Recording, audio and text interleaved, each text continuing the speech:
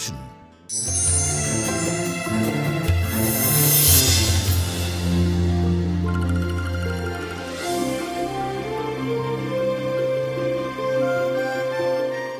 മറ്റു നടീനടന്മാരെ പോലെയോ അല്ലെങ്കിൽ ഈ സിനിമാ രംഗത്ത് ഉള്ളവരെ പോലെയോ ഒരു പരിധി വിട്ട് ഒന്നും ചെയ്യാൻ ഞാൻ ഒരിക്കലും തയ്യാറായിട്ടില്ല. അതുകൊണ്ട് എനിക്ക് പല വേഷങ്ങളും സന്ദർഭങ്ങളും നഷ്ടപ്പെട്ടിട്ടുണ്ട്. അങ്ങനെ ഒരുപാട് നഷ്ടപ്പെട്ടു എന്ന് പറയുന്നത് എങ്ങനെയാണെന്നറിയോ? നമ്മുടെ ഡയറക്ടേഴ്സിന് ചില ആളുകൾക്ക് ചിലരോട് ചില പ്രത്യേകതകൾ കാണും. ഒരു പ്രൊഡ്യൂസർ ഇന്ന ആൾ വേണമെന്ന് പറഞ്ഞാൽ ഒരു ഡയറക്ടർ പറയും, അല്ല നമുക്ക് ഇന്ന ആളായാലും എന്താ കുഴപ്പമില്ലല്ലോ, ഇതാണ് കുറച്ചുകൂടെ നല്ലത് എന്നൊരു അഭിപ്രായം പറയും. അപ്പം ഒരുപക്ഷെ ഡയറക്ടറുടെ അഭിപ്രായത്തിന് അദ്ദേഹം വഴങ്ങിയെന്നിരിക്കും.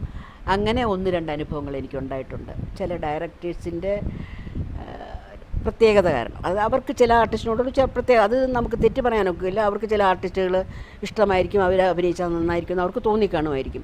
പണം മുടക്കുന്ന ആളിന് ഒരു പരിധി വരെയല്ലേ പറയാനൊക്കെ ഉള്ളൂ, ഈ ഡയറക്ടറല്ലേ തീരുമാനിക്കുന്നതല്ല.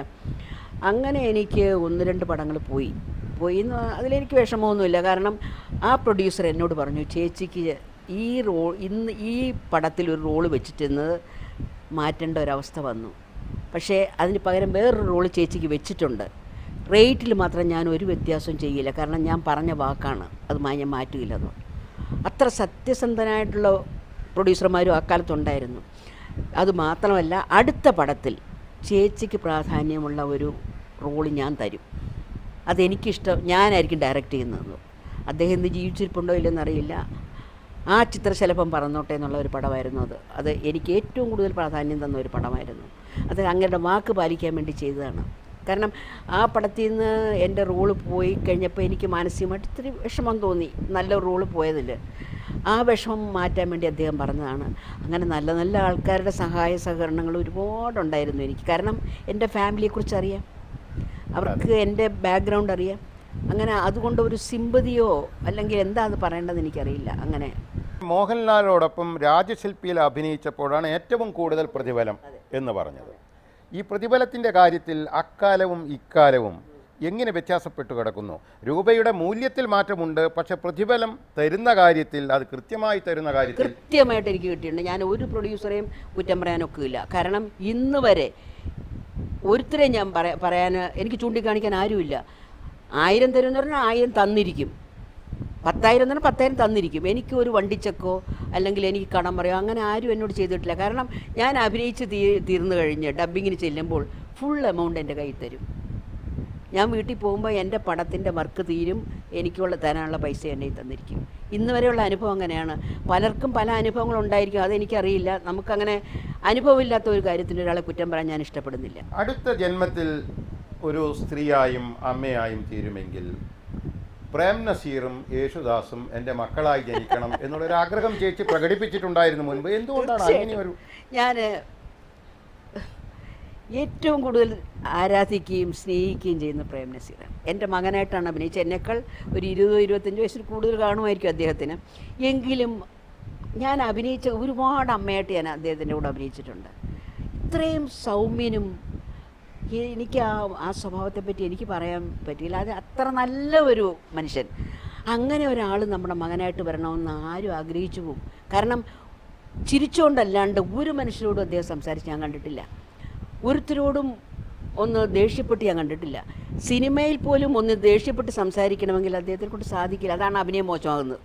അദ്ദേഹത്തിൻ്റെ അഭിനയം ശരിയല്ല എന്നൊക്കെ പറയുന്നില്ലേ? കാരണം ആ ദേഷ്യം ആ മുഖത്ത് വരികയില്ല. അത് ആരുടെയും കുറ്റമല്ല. അതുകൊണ്ട് അത്ര നല്ല ഒരു കലാകാരനാണ്. അങ്ങനെ ഒരു വ്യക്തി ഒരു മകനായിട്ട് വരണമെന്ന് ആഗ്രഹിക്കുന്നത് തെറ്റൊന്നും അല്ലല്ലോ. അത് ഈ ജന്മമല്ല, അടുത്ത ജന്മം. അടുത്ത ജന്മം ഉണ്ടോ ഇല്ലയോ ദൈവത്തല്ലേ അറിയുള്ളൂ. പിന്നെ യേശുദാസിനെ പോലെ ഒരു ഈശ്വരൻ്റെ ഒരു സ്പർശമുള്ള ഒരു മനുഷ്യനാണ്. ഈശ്വര സ്പർശം എന്ന് പറഞ്ഞാൽ ആ ശബ്ദത്തിലും എല്ലാം. ഇത്രയധികം സംഗീതത്തിൽ ഒരു വ്യക്തി നമ്മുടെ കൂട്ടത്തിൽ, നമ്മുടെ മലയാളക്കരയിലുണ്ടോ അല്ല വെളി രാജ്യത്തുണ്ടോ അതെനിക്കറിയത്തില്ല.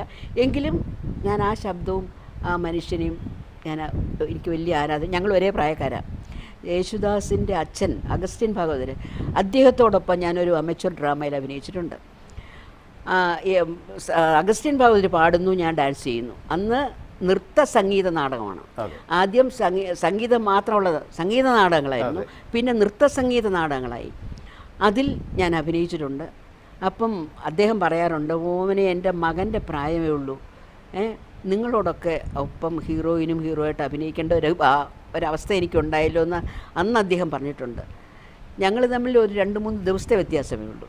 ഈയിടെ അതീവ ഹൃദയാവർജകമായ ഒരു ദൃശ്യം കണ്ടു.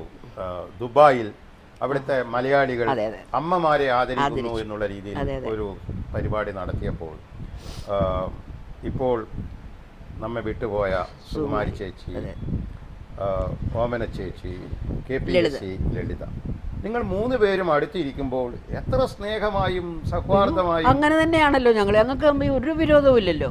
ഞാൻ മദ്രാസിലാണ്, സുകുമാരി മദ്രാസിലാണ് സ്ഥലമെങ്കിലും കൂടുതലും കേരളത്തിലാണ്. കാരണം വർക്ക് ഒരുപാടുണ്ട്, അത്രയധികം വർക്ക് ചെയ്ത ഒരു ആർട്ടിസ്റ്റും ഇല്ല. സുകുമാരിയും ലളിതയും കേരളത്തിൽ, ഞാൻ മദ്രാസിൽ. ഞങ്ങൾ ഒരുമിച്ച് കാണുന്ന അവിടെ വെച്ചാൽ വളരെ കാലം കൂടി. അപ്പം ഭയങ്കര സ്നേഹമായിരുന്നു. സ്നേഹം എന്ന് പറഞ്ഞാൽ ഞങ്ങൾ തമ്മിൽ പരസ്പരം ഒരു കുശുമ്പോ ഇതിൻ്റെ ഒന്നും ആവശ്യമില്ലല്ലോ നമുക്ക്. എനിക്ക് തോന്നിയിട്ടില്ല അങ്ങനെ ഒരു ഇത്. കാരണം അവരെ ആവശ്യമുള്ളവർ അവരെ വിളിക്കും, എന്നെ ആവശ്യമുള്ളവർ എന്നെ വിളിക്കും അല്ലേ. അത് നമ്മളൊരു കുശുമ്പൊന്നും വിചാരിക്കേണ്ട കാര്യമില്ല. ഞാൻ ഏറ്റവും അധികം റെസ്പെക്റ്റ് ചെയ്യുന്ന ആർട്ടിസ്റ്റുകളാണ് അവരൊക്കെ. അവരെ പോലൊക്കെ അഭിനയിക്കാനൊന്നും എന്നെക്കൊണ്ട് കഴിയില്ലെന്ന് എനിക്ക് നല്ലപോലെ അറിയാം. എൻ്റെ കഴിവിനൊത്ത് ഞാൻ അഭിനയിക്കുന്നു. സുകുമാരിയൊക്കെ ചിന്തിക്കാൻ പോലും സാധിക്കാത്ത ഒരു ആർട്ടിസ്റ്റാണ് അവർ. അവരൊക്കെ പോയത് നമ്മുടെ മലയാളത്തിൻ്റെ മാത്രമല്ല, സിനിമാ ലോകത്തിൻ്റെ തന്നെ ഒരു വലിയ നഷ്ടമാണ്. പിന്നെ ആ നഷ്ടം നമ്മളെക്കൊണ്ട് പരിഹരിക്കാൻ സാധിക്കില്ല. മേളിലൊരാൾ വിളിക്കുമ്പോൾ നമ്മളെ ഈ പറയുന്ന നമ്മളെല്ലാവരും പോകേണ്ടതാണ്. തീർച്ചയായും. ആറന്മുള പൊന്നമ്മയെ കുറിച്ച് നമ്മൾ പറഞ്ഞു. ഇപ്പോൾ കവിയൂർ പൊന്നമ്മയെയും സാന്ദർഭികമായി ഇപ്പോൾ ഓർമ്മിക്കാം. അങ്ങനെ പലരും എല്ലാവരുടെയും പേരെടുത്ത് പറയുന്നത് സമയച്ചുരുക്കം കൊണ്ട് പറ്റില്ലല്ലോ. നിങ്ങളൊക്കെ തമ്മിൽ എങ്ങനെയായിരുന്നു ഈ ദീർഘകാലത്തെ ഇൻഡസ്ട്രിയിലുള്ള ചലച്ചിത്ര മേഖലയിലുള്ള ബന്ധം? എത്രത്തോളം ഊഷ്മളമായിരുന്നു? പരസ്പരം സഹകരിക്കുക, ഒരു താങ്ങും തണലുമാവുക, അങ്ങനെയൊക്കെ എന്താണ് ചേച്ചിയുടെ? മദ്രാസിൽ മലയാള പടം ഉണ്ടായിരുന്ന കാലം, അത് ഏത് വർഷമാണ് കേരളത്തിലേക്ക് പോയെന്ന് എനിക്ക് ഓർമ്മയില്ല. എങ്കിലും മലയാള പടങ്ങളുടെ ഷൂട്ടിംഗ് മദ്രാസിലുണ്ടായിരുന്ന കാലത്ത് സകല ആർട്ടിസ്റ്റുകളും മദ്രാസിലായിരുന്നു. അന്ന് ഷൂട്ടിങ്സ് അന്ന് വളരെ കുറച്ച് ആർട്ടിസ്റ്റുകളേ ഉള്ളൂ. പെണ്ണായാലും ആണായാലും മൊത്തം ഒരു 20 പേരോ 25 പേർക്കുള്ളിലേ കാണത്തുള്ളൂ. മിക്കവാറും അവരെല്ലാവരും ഒരു സെറ്റിലല്ലെങ്കിൽ വേറൊരു സെറ്റിൽ കാണും. അപ്പോൾ ഇവരെല്ലാം പരസ്പരം അങ്ങോട്ടും ഇങ്ങോട്ടും മിക്ക ദിവസങ്ങളിലും കാണുന്ന ആളുകളാണ്. പിന്നെ നീ ഹീറോയിനാണ് അല്ലെങ്കിൽ നീ ഹീറോയാണ്, ഞാൻ ക്യാരക്ടർ റോൾ ചെയ്യുന്നതാണ് അല്ലെങ്കിൽ കോമഡി റോൾ ചെയ്യുന്ന ആ ചിന്ത ആർക്കും ആരോടും തോന്നിയിരുന്നില്ല. ആ ബ്രേക്ക് ടൈമിൽ കണ്ടാൽ നമുക്ക് ആശ്ചര്യം തോന്നി. എല്ലാവരും ആ മേക്കപ്പ് റൂമിൽ വരും. ഓരോരുത്തരും ഇങ്ങനെ വട്ടത്തിൽ ഇങ്ങനെ താഴെ ഇരുന്നിട്ട് ആഹാരം പങ്കുവെച്ച് കഴിക്കും. ഒരു വ്യത്യാസവും ഇല്ല. പിന്നെ സെറ്റിന് വെളി ഇന്നത്തെ മാതിരി വാനും കാറും ഒന്നും വെളിയിൽ നിൽക്കില്ല. ഞങ്ങളെല്ലാം ചെയറിട്ട് വെളിയിലിരിക്കും. സകലരും ഓരോ ഷോട്ട് കഴിഞ്ഞ് അവിടെ വന്നിരുന്ന് കളി തമാശകൾ പറയും, നമ്മുടെ വീട്ടുകാര്യങ്ങൾ പറയും, നമ്മുടെ വിഷമങ്ങൾ, നമ്മുടെ ബുദ്ധിമുട്ടുകൾ എന്തൊക്കെയാണ് അവർ പരസ്പരം അന്വേഷിക്കും.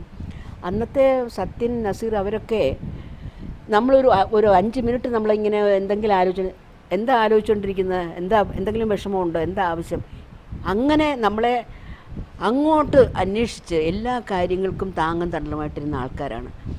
അങ്ങനെ ഒരു